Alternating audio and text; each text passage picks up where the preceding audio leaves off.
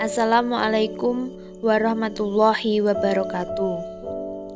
Kami dari kelompok 4 akan menjelaskan isi dari PowerPoint kami yang berjudul Unsur Intrinsik Prosa dalam mata kuliah Teori Sastra dengan dosen pengampu Ibu Muyasyarah SSMPD.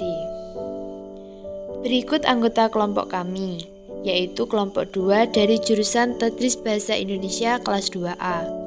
Yang pertama, Ana Rohmatul Lutfa. Yang kedua, Catherine Mirella. Yang ketiga, Lintang Aulia Suksesi. Dan yang keempat, Monica Oktaviani. Baik, langsung saja ini penjelasan dari isi PowerPoint kami. Pengertian prosa. Prosa adalah sebuah karya sastra yang bentuk tulisannya bebas dan tidak terikat dengan berbagai aturan seperti rima, diksi, irama, dan lain-lainnya. Secara bahasa atau etimologi, kata prosa berasal dari bahasa Latin prosa, artinya terus terang, dan karya sastra prosa juga diartikan karya sastra yang dipakai untuk mendeskripsikan suatu fakta. Ciri prosa ada 12. Yang pertama, bentuknya bebas. Yang kedua, prosa mempunyai bentuk yang tidak terikat oleh baris, bait, suku kata, dan irama. Yang ketiga, pada umumnya bentuk prosa adalah sebuah rangkaian kalimat yang membentuk suatu paragraf. Contohnya dongeng, hikayat, novel, dan lainnya, dan dapat disajikan sebagai bentuk tulisan ataupun secara lisan. Yang keempat, memiliki tema. Sebuah prosa memiliki sebuah tema menjadi dasar dalam sebuah cerita dan merupakan bahasan pokok di dalamnya. Yang kelima, mengalami perkembangan. Sebuah prosa akan mengalami suatu perkembangan karena dipengaruhi pada perubahan yang berada di kalangan masyarakat. Yang keenam, mempunyai urutan peristiwa. Yang ketujuh, dalam prosa biasanya terdapat alur cerita yang menjelaskan urutan sebuah peristiwa, dan alur peristiwa tersebut berbentuk alur mundur, maju, dan campuran.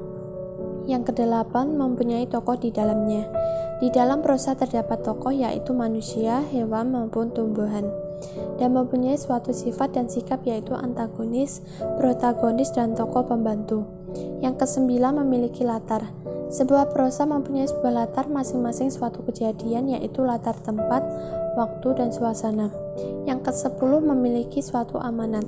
Sebuah prosa harus memiliki sebuah amanat yang akan disampaikan kepada pembaca atau pendengarnya sehingga dapat mempengaruhi mereka.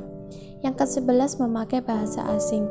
Sebuah prosa dapat menggunakan bahasa asing, contohnya bahasa Inggris, bahasa Jepang, bahasa Melayu, dan bahasa asing lainnya, atau juga tidak menggunakan bahasa asing. Yang ke-12, memiliki nama pengarang. Sebuah prosa pasti ada nama pengarangnya, tetapi nama pengarang tidak harus dipublikasikan. Unsur intrinsik prosa. Yang pertama, tema. Tema merupakan masalah pokok yang diungkapkan dalam cerita penulis. Tema prosa fiksi terdiri dari tema utama serta beberapa topik bawahan. Sedangkan untuk cerpen hanya satu topik utama saja yang berlaku. Yang kedua, amanat.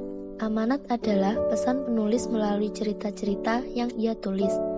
Penulis mengkomunikasikan amanatnya dalam dua cara, yaitu secara terbuka dan tertutup. Yang ketiga, yaitu alur atau plot.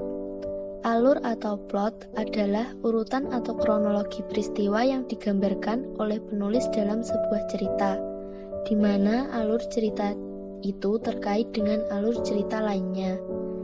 Yang keempat, tokoh.